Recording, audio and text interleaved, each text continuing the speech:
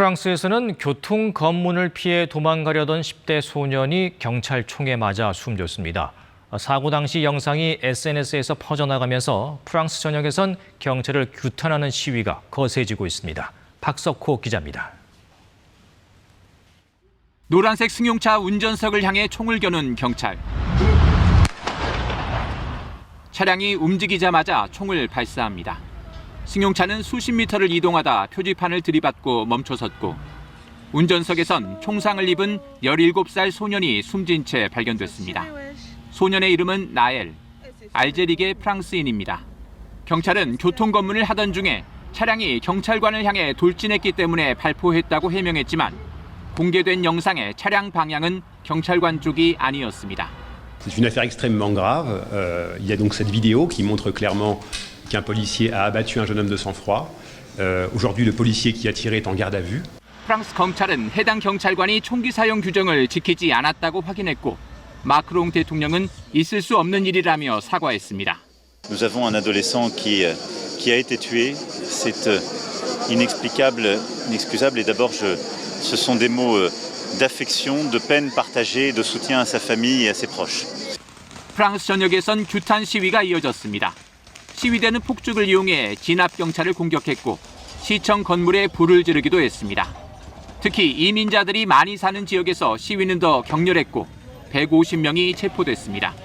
급기야 마크롱 대통령은 강요 회의를 소집해 시위 자제를 촉구했습니다.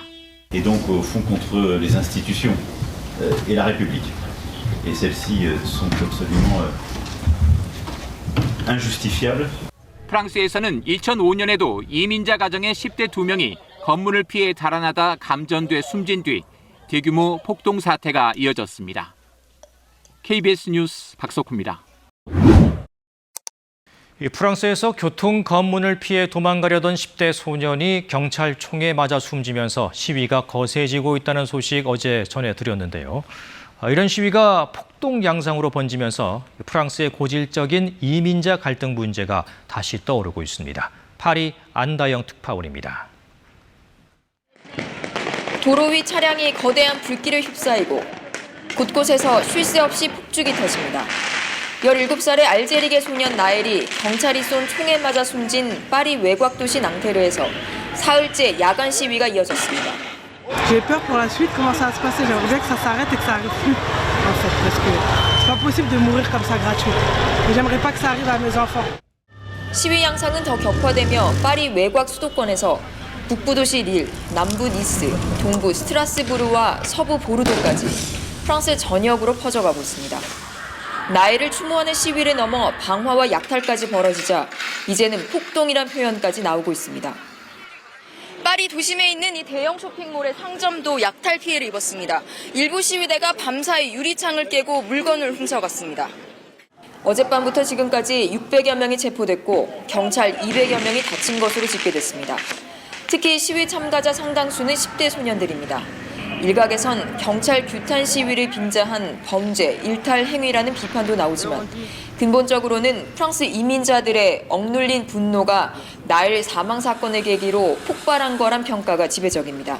L'apaisement n'arrivera pas si il n'y a pas de décision et de gestes politiques. Il faut des gestes politiques sur la question de la police, des violences policières.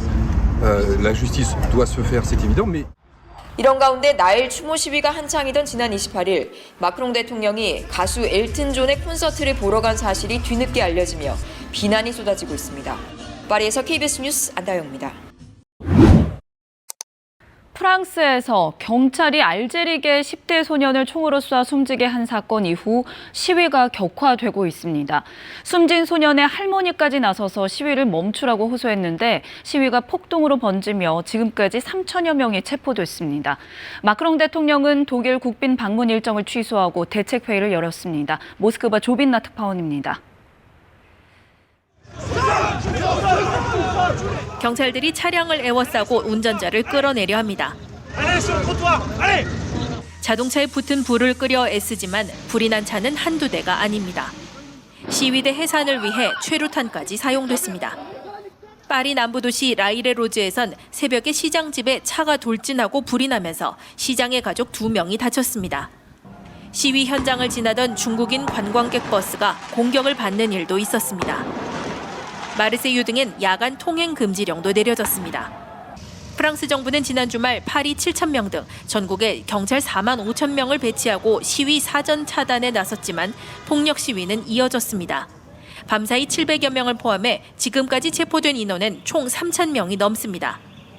정부는 체포된 이들의 30%가 평균 17세라고 전했습니다.